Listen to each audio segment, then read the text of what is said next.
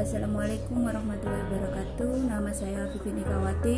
Saya mahasiswa semester 4 Program Studi Bimbingan Konseling Pendidikan Islam Inaifas Kencong Jember.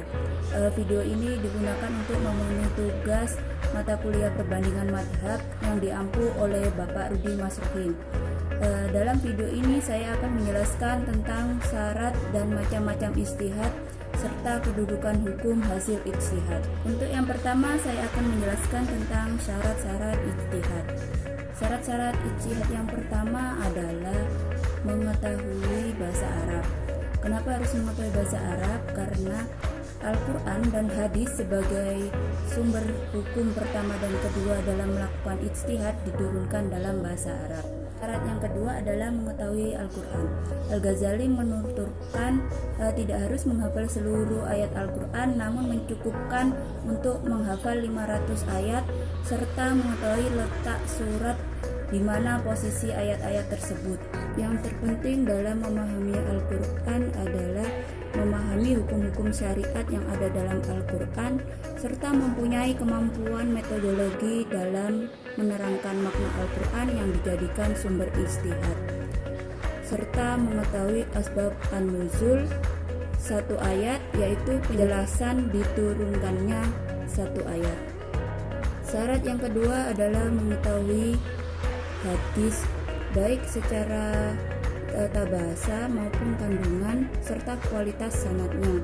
Dalam memahami hadis harus mengetahui nasih dan mansukh.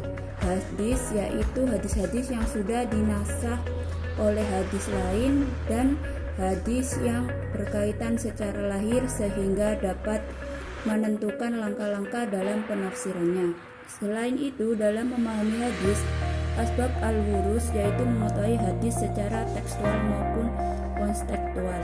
Yang keempat adalah mengetahui seluruh masalah yang hukumnya telah ditunjuk ijma dan mengetahui ikhtilaf yaitu perbedaan pendapat di antara fuqaha. Di antara syarat-syarat tersebut ada syarat-syarat umum yang harus dipenuhi oleh seorang mujtahid, yaitu menerima pendapat dari luar dan mementingkan maslahat sebagai usaha dari tujuan hukum, serta syarat umum lainnya yaitu balik, berakal, kuat daya nalarnya, beriman dan mukmin. Selanjutnya yaitu penjelasan tentang macam-macam ijtihad. Yang pertama yaitu ijma, yaitu kesepakatan para ulama menetapkan suatu hukum berdasarkan Al-Quran dan hadis.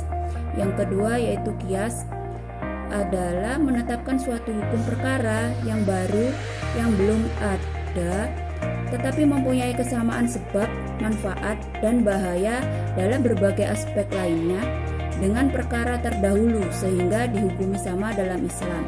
Yang ketiga adalah ihtisan, yaitu tindakan memutuskan suatu perkara yang mencegah kemudorotan. Yang keempat yaitu maslahah mursalah, yaitu tindakan memutuskan pada masalah yang tidak ada naskahnya untuk kepentingan bersama dan mencegah kemudorotan. Yang kelima, sudut jariyah, yaitu tindakan memutuskan suatu yang hukumnya mubah menjadi makruh atau haram demi kepentingan umat. Yang keenam adalah istihsab, yaitu tindakan menetapkan pada suatu alasan yang bisa mengubah. Yang terakhir yaitu urf, menetapkan dengan alasan dipandang baik dan diterima oleh akal sehat dan merupakan adat kebiasaan. Begitu banyak macam-macam ijtihad yang lain yang dilihat dari berbagai aspek. Selanjutnya yaitu kedudukan hukum hasil ijtihad. Hukum ijtihad jika dipandang sebagai aktivitas yang sah yang mempunyai legalitas hukum. Untuk mengetahui kedudukan hukum ijtihad, perlu untuk mengetahui kebenaran seorang mujtahid, apakah hasil ijtihadnya benar atau masih bisa salah.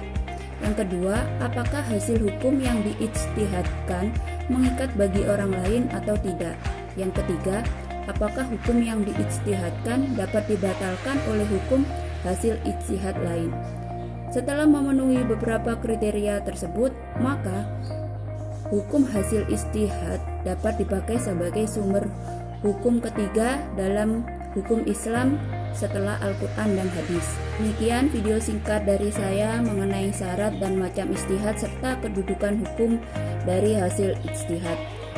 Mungkin masih banyak salah yang tidak disengaja, saya mohon maaf yang sebesar-besarnya, dan apabila ada kritik dan saran yang membangun akan sangat berguna untuk saya dan akan saya terima dengan lapang dada. Demikian dari saya. Wassalamualaikum warahmatullahi wabarakatuh.